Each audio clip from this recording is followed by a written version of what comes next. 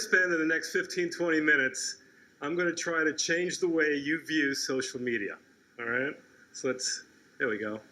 There's our social media person. So when I started doing this and talking about social media to high school students, the general perception of this issue was social media can only stop me from getting into college, can only prevent me from getting a scholarship, okay? But it's really not that way. So let's understand what I call the first audience. What social media, what most teens right now have on social media. You're posting things that your friends are gonna like, right? You put stuff on Instagram, you want 100 likes, right? Who will take something down on Instagram if it gets less than a certain number of likes? Well, you can raise your hand. No one? I usually get everybody to raise a hand in this. I got one. Okay, so typically what you're doing is that you're engaging with your friends, and that's okay. You're putting things out, you either joke or an experience, and you want people to see it. And that's building a record, because on this screen you'll see that everything you put down has two things in common. It's permanent, and it's discoverable. And we'll get in a little bit later on why it's discoverable, even if you're anonymous, even if you're under a different name, but it is discoverable. But these aspects could work to your advantage, because let's take a look what's happening. These are the 11, 12 hardest schools to get into in the country, all right? Now don't freak out over this, but the gold bars, okay, are the number of students that were rejected in last admission cycles. And the blue at the bottom are the number of students who were accepted, okay? Now before you go, oh my God, all right, understand the absolute dilemma that admissions officers have. And by the way, I picked the 12, Ivy League, and then 4 of the other schools. These are the toughest schools. But it continues. If you go down 50, 75, it probably gets up to about a 20%, 25% admittance rate. The problem is, there's more applicants because people from all over the world want to go to school here, okay? But it's also the Common App, all right, where you can fill out one application and apply to 25 schools. Back when I applied to school, I had to type on a typewriter a separate application for each school. I think I applied to 2 colleges, all right? It wasn't worth it anymore. So now for the same amount of work, you can apply to 40, and you're seeing that in these numbers. But what you're also seeing is that there's not enough separation in GPA, that you're working really hard on your transcripts, your SAT scores, your essays. There's just not enough spread to differentiate among all these students. So what are admissions officers doing? I don't know if you can read it, but these for the last 4 years are showing the percentage of admissions officers in the first column, in the first grid, who have Googling candidates, all right? In the middle column have checked social media sites. And that was really interesting, and we'll talk about it because there was a drop-off in the orange column. Those would be the number of students that were negatively impacted by what admissions officers found. All right, now, if you're in 9th grade, 10th grade, and you can just look at the trajectory. Right now, it's 35% of admissions officers at the top 500 schools are looking at social media. If you project that out, in 2 or 3 years, it's going to be 50%. And this is just the beginning of it. What's interesting, though, about the drop-off in negative, and I don't think there's anything, I got involved in this business, by the way, because all the talk was negative, in the negative. If they see your social media, you're going to get rejected. And I've spoken to admissions officers. They're looking not to find reasons to reject you. They're looking because they want to learn more about you. All right, there's a lot of people out there, similar credentials, they want to get to know you. It's a great opportunity to shine and to distinguish yourself, no matter what you want to do. So, a couple of things, why the numbers have dropped. First of all, most of you are active, if you are active, on Snapchat, okay?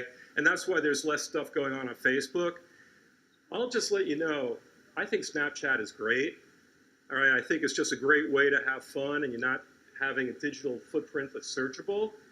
But just one word of advice, they don't disappear, all right? The federal government just sued Snapchat for false advertising. The stuff doesn't disappear. It's hard to get to. Just ask Jennifer Lawrence if they disappear, Or there's, you know, there was another leak of Snapchats. Just be careful. You can have fun on it, but they're still around. The other thing is you're never anonymous, all right? And this is just a passing advice. Whether it's Yik Yak, After School, Ask, any of these sites that you're having fun on, you're not anonymous. And you want to know why you're not anonymous? Because you're using a phone or a device that's registered to you. All right, every week the police are arresting another teen for doing something stupid on sites where they thought they were anonymous. So you're not. Keep that in mind, have fun, you can use them, but it's not foolproof, either of those. Let's go back to my presentation. So when admissions officers look, you want them to find you.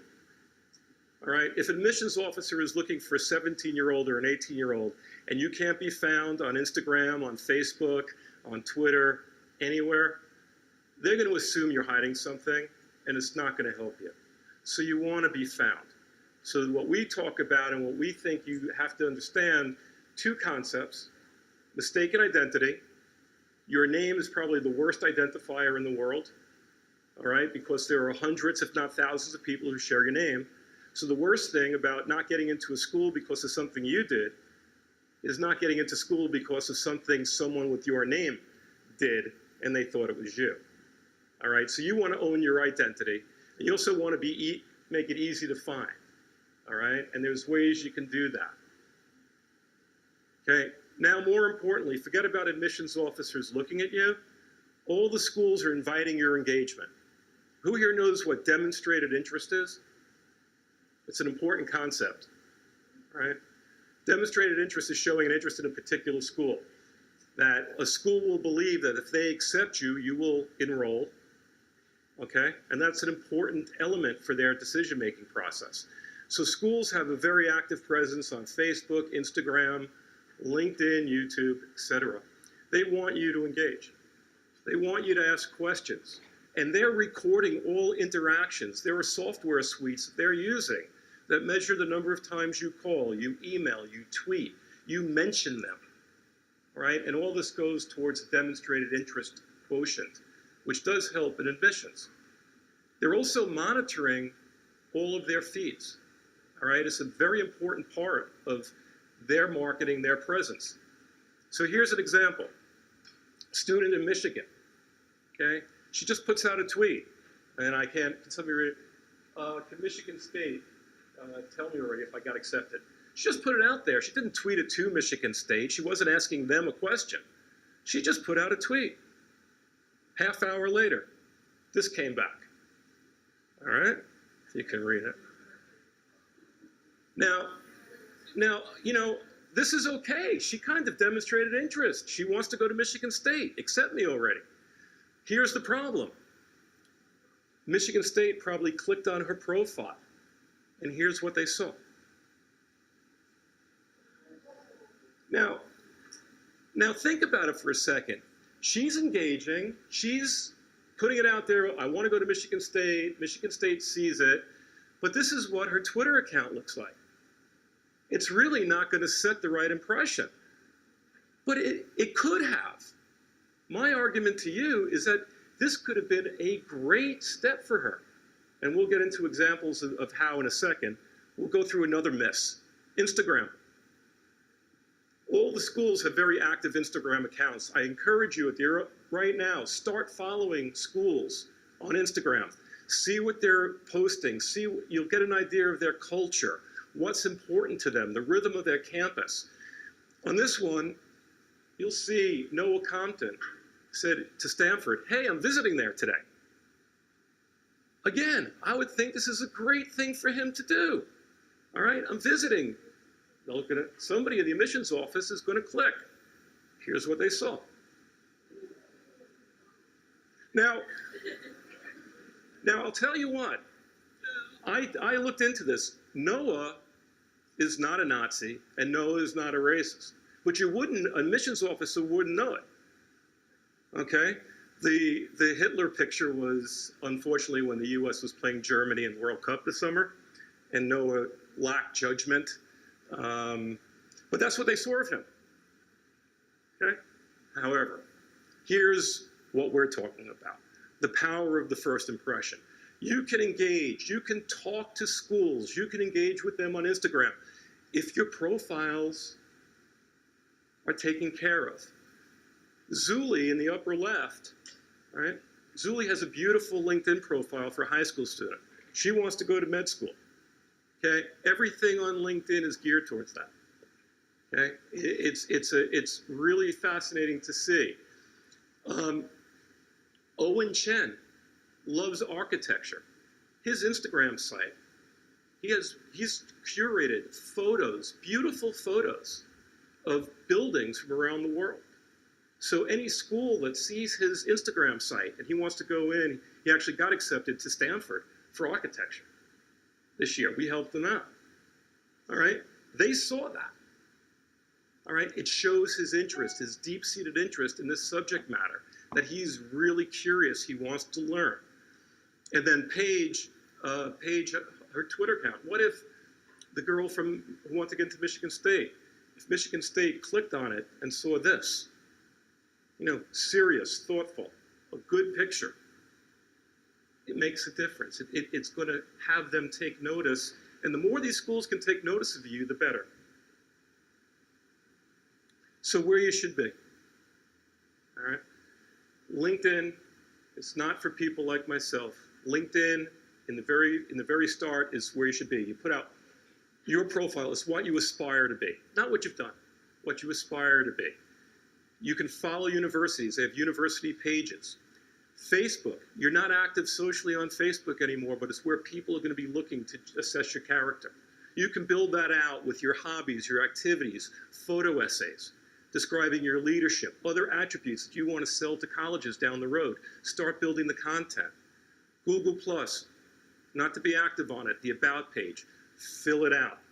It will alleviate mistaken identity, and it will create a good identity for you. So if somebody Googles your name, you'll own your name, okay? Twitter, very stupid tool to communicate with your friends 140 characters at a time.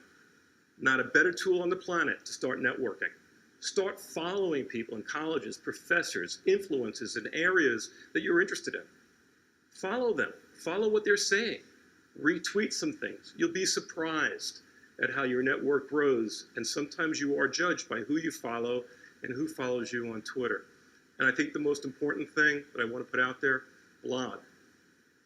Blog about whatever you want, whatever interests you, whatever your passion is. But the ability to write and showing the world that you have the ability to write is so important. Put it out there, create a presence, create content. That's it. I have a lot more I could have spoken about, but I just wanted to give you an overview. I think social media is something that is just growing. Whether or not it's for college admissions, it's certainly for internships, certainly for scholarships, and certainly for career. So the earlier that you can start building your presence out, the better. Thank you.